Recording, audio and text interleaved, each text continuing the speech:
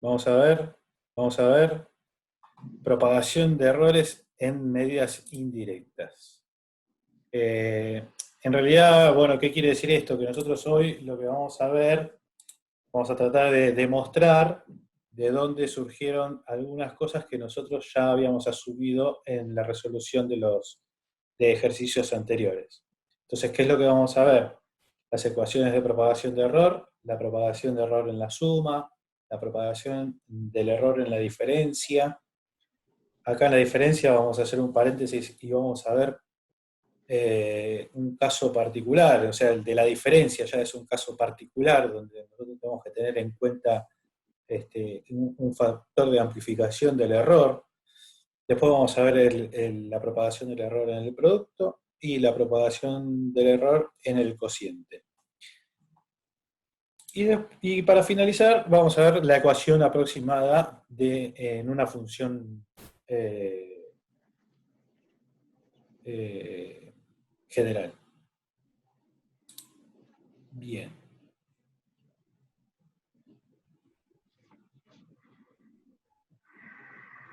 Espérenme un segundito. Porque se está uniendo gente, ¿eh?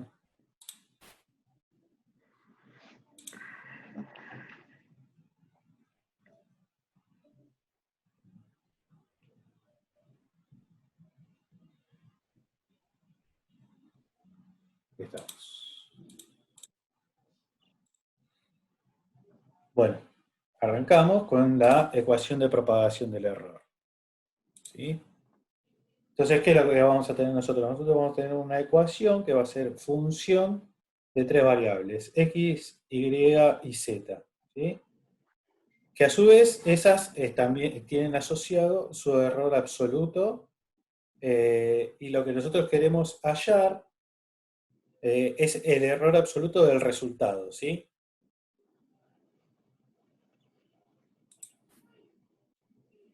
Bien. Bueno, acá vemos cómo la medición X, Y y Z se encuentra afectada por sus correspondientes errores, ¿sí? Eso nos va a dar a nosotros, tenemos la variable más su error, la vamos a llamar X, Y y Z'. Y por lo tanto, el cálculo resultante de todo esto nos va a dar una L', que es una función de estas variables primas que mencionamos anteriormente. ¿Y cómo es la ecuación general de esta L'? ¿Sí? Donde se tiene en cuenta los errores de cada una de las variables. Tenemos el valor de L, ¿sí? De nuestra medición, al cual le vamos a sumar, ¿sí?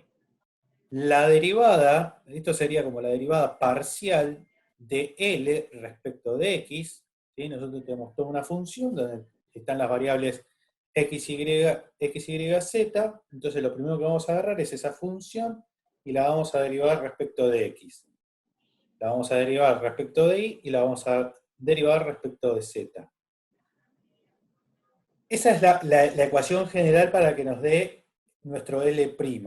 Ahora, si nosotros queremos calcular el error absoluto, acuérdense que nosotros teníamos que hacer L' menos el valor de L y vamos a obtener nuestro error absoluto. ¿Sí? Sí, te hago un Sí, comentario sí, nada más, Adrián. sí, La ecuación de arriba de todo, la que dice L' es igual a L sí, más menos la derivada de L con respecto a X por delta X, básicamente es el desarrollo en serie de la función L'.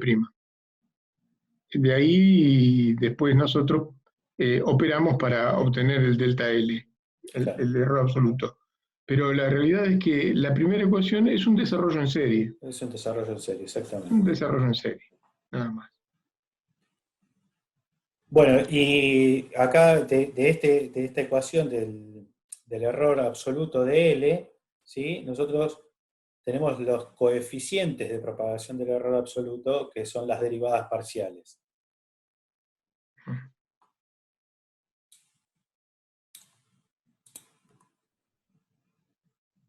Bueno, para obtener el error relativo, ¿qué hacemos? Dividimos todos los miembros por L, ¿sí? Y ahí obtenemos el error relativo.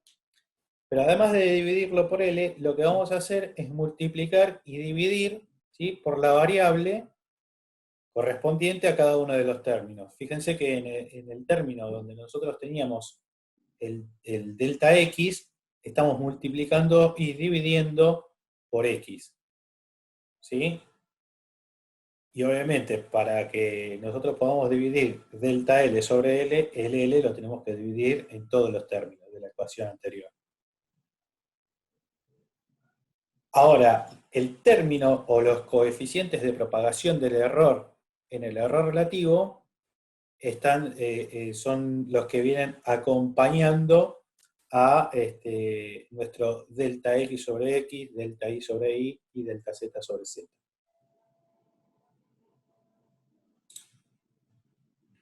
Ahora vamos a ver cómo obtenemos... Un momento que llegó otro más.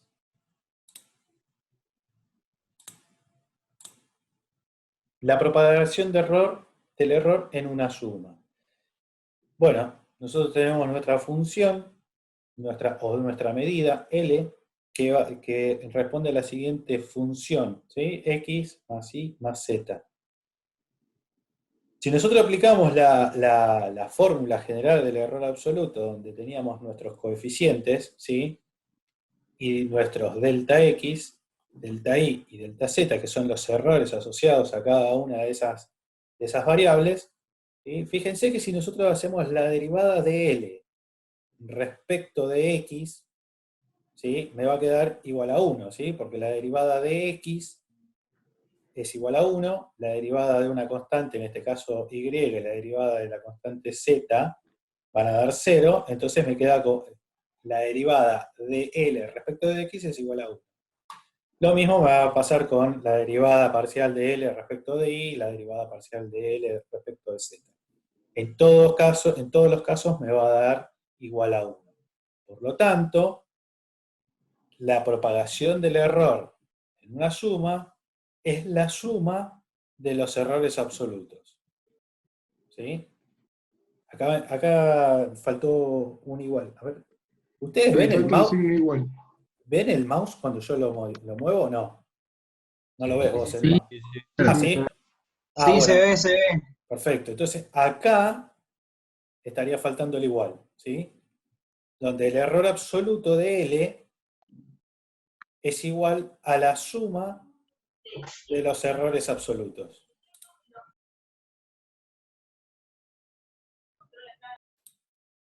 Bien.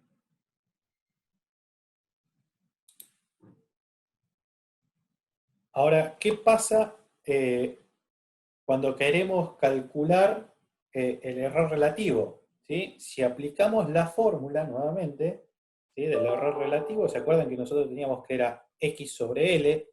L en este caso es la suma, ¿sí? Lo mismo, la derivada parcial de L respecto de X me sigue dando 1, la derivada parcial de L respecto de Y me sigue dando 1, y la derivada parcial de L respecto de Z me sigue dando 1. Con lo cual, fíjense cómo que ahora el error relativo está siendo afectado por un coeficiente de propagación del error, que es el X sobre L, el Y sobre L, además de sus errores relativos. Entonces, el error relativo en una suma no es, y acá es donde generalmente cometen errores cuando resuelven alguno de estos ejercicios. El error relativo en la suma no es la suma de los errores relativos. Fíjense que hay un coeficiente que está afectando a cada uno de los errores relativos de las variables, ¿sí? En la suma, el error absoluto es la suma de los errores absolutos. O sea, y en la suma, el error relativo no es la suma de los errores relativos. ¿Sí? Ténganlo bien en cuenta eso, porque generalmente cometen esos errores. Bueno, acá tenemos un ejemplo, ¿sí? tenemos un circuito serie donde tenemos R1, R2 y R3, los valores de R1 10 ohm, 100 ohm y 1000 ohm respectivamente. Como todos sabemos, en una serie, la resistencia total es la suma de todas las resistencias. En este caso R total nos está dando 1110 ohm. ¿Sí? Ahora, fíjense que el error en la exactitud de R es del 1% en R1, en R2 y en R3. ¿Sí? Sabemos que el error absoluto en la suma es la suma de los errores absolutos. ¿Sí? Entonces, el delta R respecto de R1 sigue dando 1, todo lo mismo que veníamos viendo recién de la ecuación cuando la explicábamos. Y el delta R es el error absoluto, ¿sí?, de cada una de las resistencias. Como es al 1%, ¿sí?, el delta R1 es el 1% de R1, que es 0,1, el 1% de 100 es 1, y el 1% de 1000 es 10. Por lo tanto, la suma de los errores absolutos me termina dando más o menos 11,1 ohm. Y cuando calculamos el error relativo, ¿sí?, acá lo que estamos haciendo es reemplazando el x sobre x más y más z, lo estamos reemplazando por los valores de las resistencias, ¿sí?, donde las derivadas parciales siguen dando 1, y después reemplazamos en la ecuación general. Y acá, fíjense una cosa. El error absoluto hablaba de, cuando nosotros reemplazamos acá, ¿no?, el delta R era el 1% de 10, el 1% de 100 y el 1% de 1000. Ese es el error absoluto. Ahora, el error relativo es siempre la tolerancia de la resistencia. Si es al 1%, este va a ser su error relativo. Por lo tanto, en nuestros tres casos, como las tres tienen una tolerancia del 1%, son iguales, ¿sí? Con lo cual lo sacamos factor común, ¿sí?, y después reemplazamos todos los valores de las resistencias, hacemos esa operación, la multiplicamos por el 0,1 y me termina dando que el error relativo es más o menos el 1%. Y acá sí. No, creo que es lo que vas a apuntar ahora vos con tu comentario. Claro, que en este caso nosotros pusimos que la tolerancia en cada una de las resistencias era del 1%, en las tres resistencias. Pero si nosotros tenemos que el error relativo en cada una de las resistencias es distinto, ¿sí?, el error relativo total sale de la fórmula 1 porque cada valor tiene un peso diferente. O sea, acá tendríamos que poner el valor de cada una de las tolerancias de la resistencia. ¿Sí? ¿Era eso, Ricardo, lo que ibas a decir? No, está muy bien lo que estás haciendo, pero mi comentario es el siguiente. Supongamos la siguiente situación, chicos. Queremos armar una resistencia de 1110 ohm y entonces vamos a usar las del ejemplo que puso el ingeniero Catoraz recién, ¿no? Una resistencia de 10 ohm, una de 100 ohm y una de 1000 ohm. Pero resulta que me dicen que esta resistencia de 1110 ohm la quiero al 0,1%. Muy interesante, el 0,1%. La pregunta aquí es, ¿las tres resistencias tienen que ser el 0,1%? Porque por ahí es muy difícil conseguir una resistencia de 10 ohm al 0,1%. Si ustedes se fijan en esta ecuación, que está marcada como 1, que nos acaba de poner Adrián, Esos términos que aparecen multiplicando el error relativo de R1, el error relativo de R2 y el error relativo de R3, hacen que tenga un peso específico cada error relativo. El error relativo de R1 está afectado por una relación R1 sobre R1 más R2 más R3. Dentro de esa ecuación, R1 sobre R1 más R2 más R3 tiene muchísimo menor peso que el último término que afecta al error relativo de R3. Fíjense que R3 sobre R1 más R2 más R3 va a ser prácticamente 1, porque es 1000 sobre 1110. ¿Qué significa eso, chicos? Lo que significa es que yo tengo que ajustar la tolerancia del resistor más grande en valor en la serie para obtener, porque va a ser el que va a mandar en la tolerancia final de la resistencia suma. ¿Mm? Es probable que ahí yo tenga que poner un resistor de 0,1%, en R2 0,5% y en R1 puede seguir siendo el 1%, porque va a tener poco peso en la serie. Exactamente.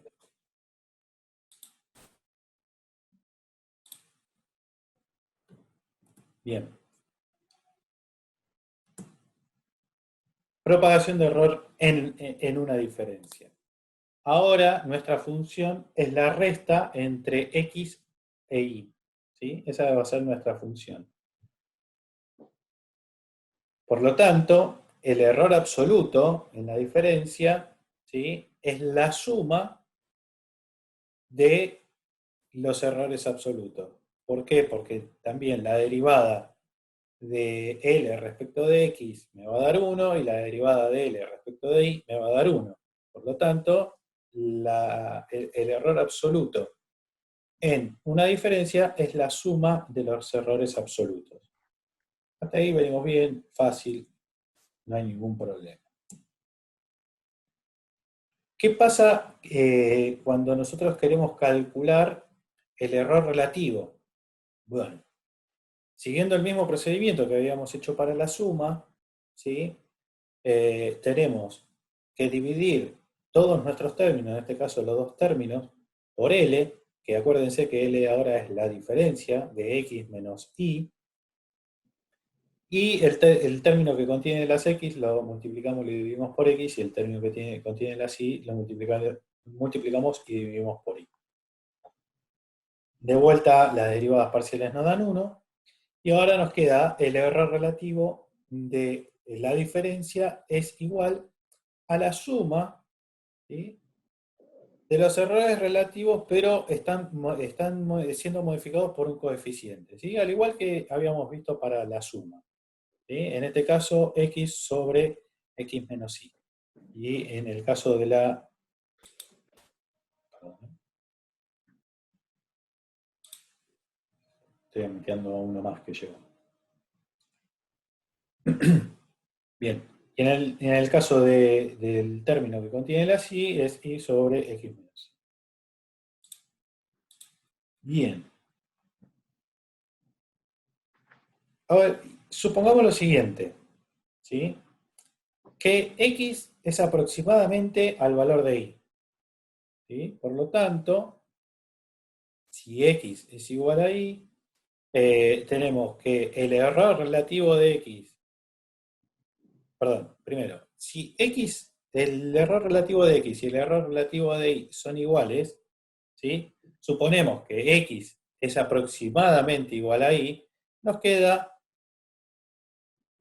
la expresión del error relativo como el error relativo multiplicado por un factor, ¿sí? Pero fíjense una cosa, dividiendo nos queda x menos y. A ese factor se lo llama factor de amplificación del error relativo en una diferencia. ¿Qué quiere decir esto? Que si yo tengo los valores de x e y muy próximos, este término va a tender a 0 y lo que va a hacer es agrandarme todo este coeficiente que va a estar multiplicado por el error relativo Con lo cual me está amplificando mi error relativo. ¿Sí? ¿Se llegará a entender eso? Creo que sí, ¿no? ¿Qué tal? Fíjense que cuando se mide como una diferencia, el error relativo se amplifica respecto del error que habría si se usara una sola medición. ¿Sí? Porque si yo usara una sola medición, tengo un solo error relativo. Pregunta, ¿cómo sería un ejemplo de una resta? Tenemos, ¿no? Hay un ejemplo de una resta. Sí, un ejemplo de una diferencia es el que vamos a aplicar cuando midamos la medición de la regulación de una fuente de alimentación. Yo creo que Aquí, lo como ustedes, puso al final, me parece, creo que lo puso al final, Gustavo. el ejemplo. Simplemente como un comentario, porque lo vamos a ver esto con más Sí. detalle. Ustedes cuando miden la regulación de una fuente de alimentación, lo que se hace es medir la tensión de la fuente cuando está en vacío y luego cargar la fuente y medir cuánto cae esa tensión de vacío por efecto de la regulación de la fuente. Muy bien, la regulación es la diferencia de tensión entre vacío y plena carga dividido el valor de la tensión nominal de la fuente. Bueno, cuando propagamos errores en esa diferencia de tensión entre vacío y plena carga, nos aparece este problema. Y esto es tan grave que hay que desarrollar una técnica especial de medición de la regulación de una fuente de alimentación que no sea la de la medida indirecta. Claro. Y lo vamos a ver con más detalle en una clase más. Sí. Que en realidad, si se quiere, se puede adelantar que el método es el método diferencial. El método que habla Ricardo, en vez de utilizar la diferencia.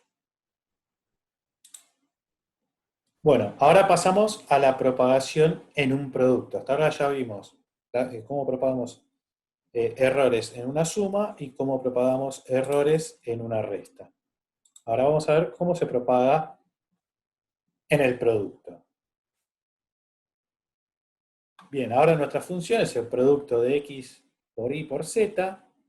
¿Sí? Si volvemos a aplicar la fórmula, donde decíamos que teníamos que las derivadas parciales, ¿sí? Si yo tengo la derivada de L respecto de X, en este caso me va a quedar XY como constante, multiplicado por el error absoluto de X, y así sucesivamente. Ahora ya las derivadas parciales no me dan 1. Fíjense que acá el error absoluto tiene un coeficiente que va a estar multiplicando a cada uno de los errores absolutos de las distintas variables. Y en el caso de el error relativo, ¿sí? Si de vuelta aplicamos las fórmulas, donde teníamos que dividirlo por L y multiplicar por X, y dividir por X en el primer término, por Y en el segundo y por Z en el tercero, fíjense que ahora sí me va a quedar que el error relativo en el producto es la suma de los errores relativos. ¿Sí? Otro lugar donde cometen errores es que se confunden esto, que cuando se encuentran con una suma, suman los errores relativos en vez de sumar los absolutos, cuando en realidad donde se suman los errores relativos es en el producto. Propagación de errores en un cociente. Bueno, es lo mismo, tenemos que seguir aplicando la fórmula general, donde tenemos que sacar las derivadas parciales respecto de x y respecto de y. ¿Sí? En el primer caso, la resolución de la derivada respecto de x me va a quedar 1 sobre y. ¿Sí? Y en el segundo caso, si aplicamos la definición de derivada a esta función x sobre y, el resultado va a ser x sobre y cuadrado. Cada uno multiplicado por los errores absolutos de las variables. ¿Sí? De la misma forma que veníamos aplicando en todas las demás explicaciones, cuando calculamos el error relativo, vamos a llegar a la conclusión de que en el cociente al igual que en el producto, el error relativo es la suma de los errores relativos. Hasta acá llegamos con la propagación de errores. Lo único que ahora le voy a pedir a Ricardo, que nos quedan 10 minutos para poder dar el tema que falta, pero el único comentario que les voy a hacer respecto de esto es que si ustedes no se acuerdan si en el producto tenemos que sumar los errores relativos, cuánto me daba el error absoluto en un cociente y demás, esto siempre, pero en todos los casos, se puede resolver aplicando la fórmula general. En todos los casos. Es más, yo siempre aplico la fórmula general para resolverlo. Nunca me acuerdo cómo es los errores absolutos y relativos en un cociente, en un producto y demás. Siempre aplico la fórmula. Así que bueno, Ricardo, la ecuación aproximada de una función general. Bueno, esto es un ejercicio, chicos, para resolver. Básicamente está armado de forma tal de que si resuelven esto, resuelven cualquier cosa, porque como ustedes se pueden imaginar, una ecuación de la forma de L igual a A por B a la M, B a la M, multiplicado por la raíz enésima de C a la R, eso en cualquier aplicación práctica de cálculo de un error o de una medición indirecta no lo van a encontrar nunca. Eso es así. Está bastante fea la cosa. No, esto es como para chocar de primera, digamos, ¿no? Pero la idea es de que si uno entiende cómo se resuelve eso, entiende cómo se resuelve cualquier cosa. Para ser absolutamente sincero, las aplicaciones nuestras van de la mano de sumas, restas, multiplicaciones y divisiones. Recién uno de ustedes estaba preguntando por el paralelo de resistencias. Y bueno, miren que es muy parecido a cuando propagamos errores en el puente de Winston, donde tenemos que Rx es R1 sobre R2 por R3. Y si se fijan ahí, el error relativo es la suma de los errores relativos. Muy sencillo. Vamos a esta ecuación. Bueno, esta ecuación tiene un problemita, que es que tenemos exponentes ahí, ¿no? B a la M y C a la R, que está elevado a la 1 sobre N. Entonces la cuestión ahí es cómo resolvemos esos términos que tenemos metidos en el medio. El resto va a ser lo mismo de siempre, o sea, aquí no vamos a inventar nada, chicos. Para ir por el camino seguro, lo que vamos a hacer es aplicar las ecuaciones generales del error relativo y del error absoluto. Fíjense en lo siguiente. La derivada del logaritmo neperiano de x con respecto a x, como ustedes saben, es 1 sobre x. Muy bien. El truco es decir que el diferencial del logaritmo neperiano de x entonces es la derivada de x sobre x. Si yo aplico el logaritmo neperiano a la ecuación, en ambos términos, para que la cosa no me altere, tengo que el logaritmo neperiano de L va a ser igual al logaritmo neperiano de A, más, recuerden aquí, chicos, que cuando tengo los logaritmos, aplico logaritmos, las cosas que se multiplican terminan siendo sumadas, más m veces el logaritmo neperiano de B, más r sobre n, porque es la combinación del exponente. Del exponente, ¿no? Ahí es c igual a r sobre n, ¿se acuerdan? Por el logaritmo neperiano de c, y como está en el cociente, los logaritmos en ese caso se restan, es 1 sobre ese logaritmo neperiano de d. Fantástico. Entonces, todo me quedó en función de los logaritmos neperianos, pero yo necesito salirme de los logaritmos. Entonces, volví a la anterior slide, Adrián. Miren la segunda línea. Resulta que el diferencial del logaritmo de x es diferencial de x sobre x. Y me voy a basar en eso. Volvamos para adelante. Yo tengo que, la ecuación me va a quedar como el diferencial de L sobre L igual al diferencial de A sobre A, más M, diferencial de B sobre B, más, perfecto. En resumidas cuentas, me queda delta L sobre L, ¿m? Que es una aproximación a la ecuación del diferencial L sobre L, lo voy a poner como delta L sobre L es igual a más menos el error relativo en A más M veces el error relativo en B más R sobre N veces el error relativo en C. Sí, como uno de ustedes está poniendo aquí, pone terrible. Es terrible, Leonardo, pero no es imposible. No es imposible. Si ustedes siguieron el hilo de cómo se llegó a esta parte de la ecuación, no es tan difícil. De cualquier manera, si ustedes entendieron este último ejercicio, entendieron todo lo demás, que es mucho más fácil. Sí, exactamente. Bueno. Una última Sí. cosita, Sí. Adrián, antes de pasar al problema, que es, recuerden chicos que vamos a tener que convivir con la propagación de errores. Entonces es importante que lo comprendan bien. El tema de propagación de errores es muy importante para nosotros porque es algo que lo vamos a aplicar en toda medida indirecta. Y en esta materia vamos a ver muchas aplicaciones de medidas indirectas. Ahora sí. Tal cual. Bueno, acá les dejamos 2 ejercicios para que apliquen lo que estuvimos viendo, ¿sí? Este es el primer ejercicio y acá tenemos un divisor de tensión, ¿sí? Para que lo resuelvan. Eso fue lo último. Y vamos a estopear acá un cachito. Stop share. Perfecto. Vamos a hablar de los ejercicios. Porque me he encontrado corrigiendo los ejercicios hasta hace 10 minutos antes de empezar la clase. La idea es de que ustedes traten, en la medida de lo posible, resolver los ejercicios antes de las clases, ¿sí?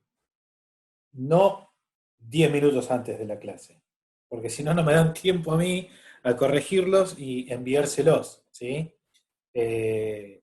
Muchos me lo están mandando, otra cosa, muchos me lo están mandando a mí solo. Entonces yo a todos les estoy contestando y les estoy poniendo que también los copien a Ricardo y a Gustavo, porque si a mí me llegara a pasar algo, no sé, o no tengo tiempo, está Ricardo y Gustavo que también les puede corregir los problemas. No les Como tengan ahora que miedo. estás, No le tengan sí, miedo. Que no les tengan miedo. como Este, ahora que te tocó estar en la playa, mirá si no tenés comunicación claro, mira desde si ahí. no tengo comunicación, exactamente. Así que traten de resolver los ejercicios.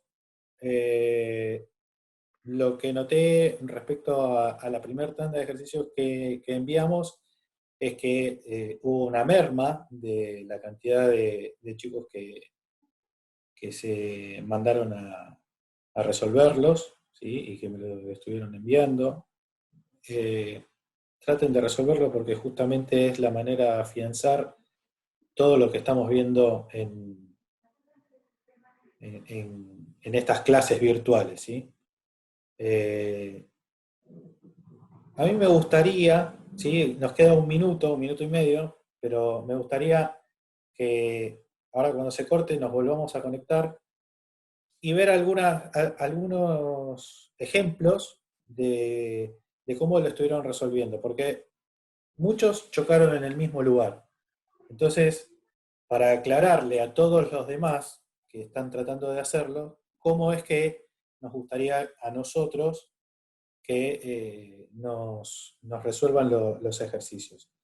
No es que lo están resolviendo mal, sino que llegan al resultado y no terminan de expresarlo completo, ¿sí? Entonces, si nos llega a pasar eso en un parcial, para nosotros está mal, porque conceptualmente no están entendiendo qué es lo que están calculando.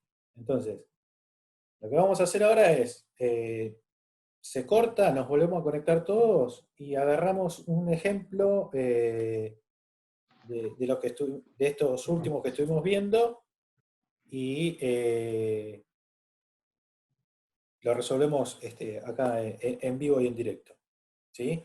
Así que ahora ni bien se corta, nos volvemos a conectar y resolvemos el ejercicio que mandamos la semana pasada. ¿Te parece bien, Ricardo? Sí, está perfecto.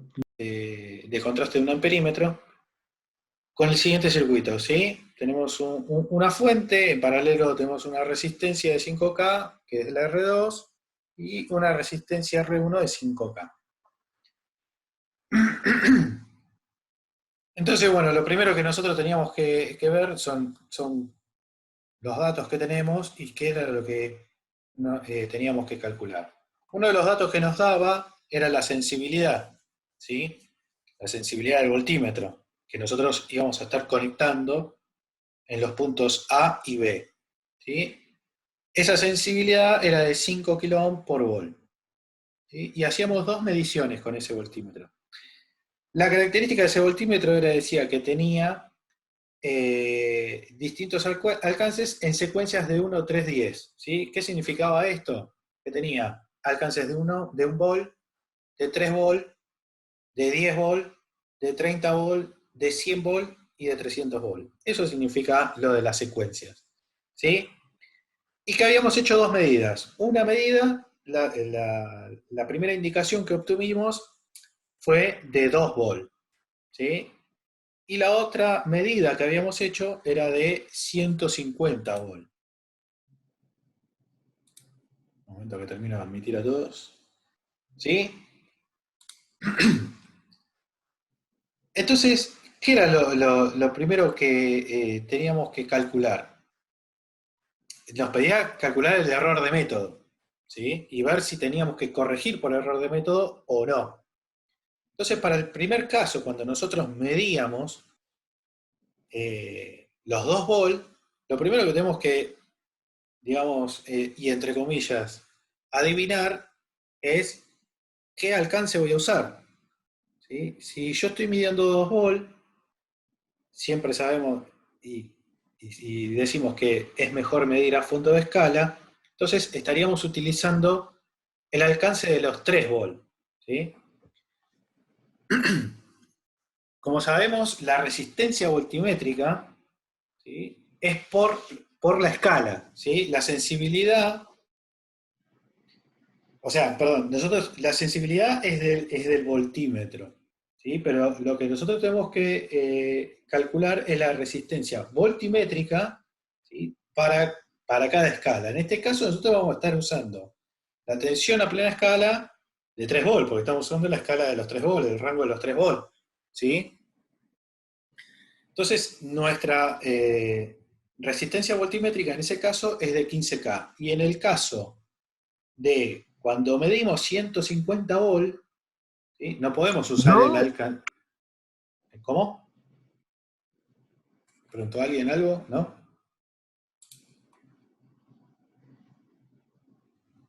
Ah, Pablo, sí. Puso algo en el chat. Entonces, imagínense que yo no puedo usar el alcance de 100 volt para medir los 150. Tengo que usar el de 300. Entonces, en ese caso, nuestra resistencia voltimétrica va a ser de 1,5 megas. ¿Sí? Después aplicamos todo lo que vimos en clase. Si la resistencia voltimétrica es menor a 100 veces la R de Thevenin, ¿sí? Acuérdense que nuestra R de Thevenin creo que valía 5K. Sí, 5K. Hacíamos 100 veces los 5K respecto de los 15K. En este caso no se cumple, entonces tengo que utilizar toda la ecuación completa del error de método. En el siguiente caso, sí se cumple que la R voltimétrica es mayor o igual a 100 veces la R de Thevenin, por lo tanto, puedo utilizar la ecuación simplificada. Ahí tengo los dos errores de método para las dos indicaciones que obtuvimos, ¿sí? Entonces, yo lo primero que tengo que hacer es hallar el valor verdadero de mi tensión, ¿sí? ¿Cómo lo hallamos? Y bueno, lo hallamos utilizando la ecuación del error de método, pero despejamos el valor verdadero, porque la indicación ya la tenemos, el error de método ya lo calculamos, y Y ahí obtenemos el valor de B. Ahora bien, en el segundo caso, ¿sí? Perdón, en la pregunta C, lo que tenemos que hacer era ver si corregíamos o no por error de método. ¿Y cómo sabíamos si corregíamos o no por error de método? Y si el error relativo instrumental más lectura era mayor o igual a 10 veces el módulo del error de método, módulo porque acuérdense que el error de método es negativo, ¿sí? A 10 veces el error de método, yo tenía que corregir por el error de método, ¿sí? Entonces, ¿qué pasó acá? A ver, acá abajo lo termina corrigiendo. Después hizo la aclaración. Sí. Sí, corrección, perfecto. Bueno, ¿qué pasaba acá? ¿Te puedo hacer Sí, un sí, sí, pequeño sí. comentario? Sí. Ahí recuerden cuál era el criterio de corrección. Nosotros, si decimos lo siguiente, si el error instrumental más lectura con el que yo tomé esa medición es mucho más grande que 10 veces el error de método, o una magnitud de 10 veces el error de método, ¿vale la pena que yo encuentre el valor verdadero de la tensión que he medido? Si el dato que yo tengo de medición, por la calidad de la medición, el valor del error instrumental más lectura, es tan grande que es dudoso entonces el valor indicado. Eso es básicamente lo que dice la ecuación, la primera que tenemos ahí. Eso es lo que está diciendo. Dice, bueno, mira, si es mayor o igual que 10 veces, ahí no corrijas, pues no vale la pena. No vale la pena. Pero si es menor, entonces corregí, porque hiciste una buena medición. O por lo menos, si yo comparo el error de método y comparo el error instrumental más lectura, voy a decir, bueno, es de un orden de magnitud menor. Vale la pena hacer la corrección y hallar el valor verdadero de la tensión. Ese era el comentario. Perfecto. Entonces, acá vamos a pasar directamente a cómo se debería de resolver, ¿sí? Calculamos el error absoluto, ¿sí? Que ¿cómo calculábamos el error absoluto? Era la clase sobre 100 por el x a plena escala, ¿sí? Por el k, por el delta alfa de lectura, ¿sí? El k, yo acá, esto termina dando parecido, pero a ver, Ricardo, No, ¿vos qué opinás? no, lo que pasa es que él Para fíjate mí, que el K te es. digo dónde, Sí, pero el K.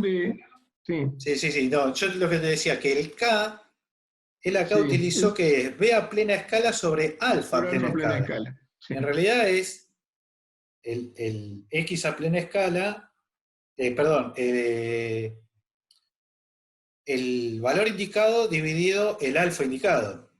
En rigor es lo mismo, porque la Sí, constante del instrumento es válida en cualquier punto de la escala, ¿no? O sea, sí. él lo pone ahí, lo define con dos valores que él tiene, que es el alfa a plena escala y el x a plena escala, perfecto. Lo que pasa es que él calcula el error absoluto y después lo divide por la magnitud para hallar el relativo. Pero Ujú. nosotros podríamos hacer el cálculo en forma directa y decir, bueno, Claro, y está ahí es acá. donde a vos te hubiese gustado tenerlo. Claro, Exactamente. Vos decís, acá. delta x sobre x sería delta x sobre xy, yo te lo pondría, sabemos que estamos viendo una tensión, entonces Sí, ya no vale la pena ponerlo como x, que es genérico, sino como delta b sobre b sub i. Delta b sobre b sub i es tomar la ecuación que él puso entre llaves dividido b sub i. claro. Entonces fíjate que te queda la clase sobre 100 por el valor de plena escala sobre el valor b sub i más la constante del instrumento por el delta alfa de lectura, dividido B sub i. Pero yo puedo, como yo sé que el constante del instrumento es lo que vos recién me Ujú. comentaste, es B sub i sobre alfa i, si lo reemplazo, entonces te queda de la forma conocida de delta alfa de lectura sobre alfa i. Claro. Esa es la situación. Y inclusive, si lo quiero obtener, es el error relativo, él puso cuando lo calcula le queda bien, es el número al que llega está bien, de 0,022, yo lo podría expresar en porcentaje. En porcentaje.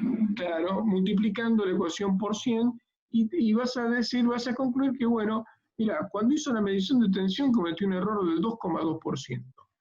Fue una medición bien hecha, bastante bien hecha, con un instrumento del taller, podríamos decir, con un instrumento... Porque es clase 1, ¿no? Es un clase 1, así que mide 2,2% de instrumental más lectura, está bien. Y como es menor a 10 veces el error de método que cometió, bueno, entonces vale la pena corregir. Esa es la primera conclusión a la que arribamos. Sí. Eso está perfecto. Y Está muchos perfecto. llegaron a este valor de 150,46 volts. ¿Y qué pasaba? Se quedaban ahí. Se quedaban con que llegaron al valor verdadero. Pero en realidad, para que nosotros tengamos la información completa de este problema, ahí nos está faltando la incertidumbre que cometemos en esa medición, en esa obtención del valor verdadero, en esa obtención de los 150,46 volts. Y esa incertidumbre no es más ni menos que el 2,2% que hablaba Ricardo anteriormente, ¿sí? Entonces, acuérdense, y esto lo dijimos también cuando vimos incertidumbre, un valor está completo cuando está expresado su valor calculado o medido más menos su incertidumbre, porque si no, para nosotros es un valor incompleto. Y después vienen en los parciales y nos dicen, cuando nosotros le ponemos que está mal este ejercicio, nos preguntan, ¿por qué está mal? Si el valor está bien. Sí, el valor está bien, pero está incompleto. Está faltando información en este cálculo. Entonces, el valor completo sería los 150,46 volts más menos los 3,3 volts. ¿Que de dónde salen esos 3,3 volts? Es el 2,2% que ustedes calcularon anteriormente. Si hacen el 2,2% de 150,46 le va a dar más o menos 3,3 volts. Eso lo vimos prácticamente en casi todos los ejercicios que corregimos en lo que refiere al contraste, ¿sí? Al error de método, si corregimos o no por error de método. ¿Sí? O sea, tomen en cuenta siempre de expresar el valor calculado, ¿sí? Más o menos su incertidumbre, porque si no está incompleto. ¿Sí? Profe, ¿en el punto 2 no hacía falta o estaba bien que pongamos aparte la indeterminación? En ese. En el 2. Este estaba mal. O sea, había que poner también el delta B en el 2. En ese.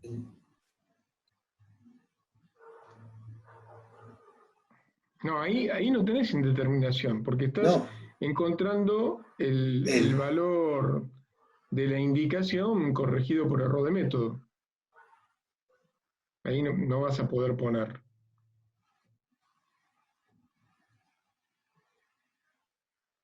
No sé si queda claro. No sé quién preguntó primero. No sé. ¿Quién preguntó recién? Ignacio. ¿Te quedó claro, Ignacio, o no? No, porque lo discutía con un amigo en la semana. Yo, por ejemplo, puse que para la fuente 1, la medida 1, tenía un delta B de 0,033 volts. No sé si hacía falta ponerlo o no. O ¿Y sea, de dónde sacaste el valor de delta B de 0,033 de volt? sería lo instrumental. ¿Y te lo pedía? Yo no me acuerdo si te lo pedía. Claro, como no No, lo pedía, no sabía si hay que ponerlo, si no. no, es que no lo pedía. A ver si tengo. Tengo un segundo. No lo pedía. No, estoy seguro que no lo pedía, por eso. No, te pedía No, igual que es hallaras el valor anecdótico, o verdadero de sea, la tensión. Cuando estamos hablando del valor verdadero, sale de la ecuación de la corrección de error de método. Entonces, lo tomamos como un valor verdadero ese, no es un valor verdadero más menos una magnitud de incertidumbre. Es para nosotros el valor verdadero. La magnitud de incertidumbre sale del error instrumental más lectura, porque en rigor la incertidumbre que tenemos en la indicación es esa, es el instrumental más lectura. ¿Mm? Perfecto, Tiene que clarísimo. ver con la calidad del instrumento con el que hicimos la medida. Ahí que cabe también una pregunta a hacerles.